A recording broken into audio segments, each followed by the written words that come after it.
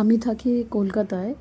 যেহেতু আমার বিয়ে হয় ৭ই জুলাই ২০২৫-এ, তাই বিয়ের ৫ দিনের মাথায় আমাকে আমার হাসব্যান্ডের সাথে মুম্বাই ভাসাইতে শিফট করতে হয়।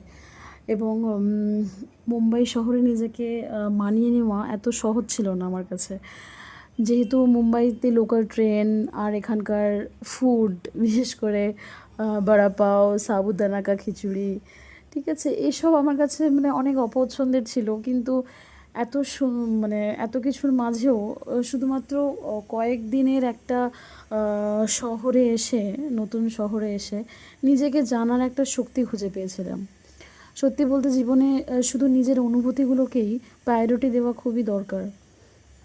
যদি তুমি পরিবার ছেড়ে এতটা দূরে থাকছো, আর তোমার ভালো লাগার বিষয়গুলো সবই তোমায় মাথায় রাখতে হবে। লোকাল ট্রেন করে সেদিন যাচ্ছিলাম। আর এই ভাসাই ক্রিক ব্রিজটা পার করতে হয় যখন এখান থেকে যাওয়া হয়। তো এটা হচ্ছে তোমার ভায়ান্দার টু নায়াগাঁও যাওয়ার পথে পড়ে। তো এখানে অ্যাকচুয়ালি আরব সাগরের যে জল, সেটা নদীর সাথে একটা খাড়ি তৈরি হয়েছে।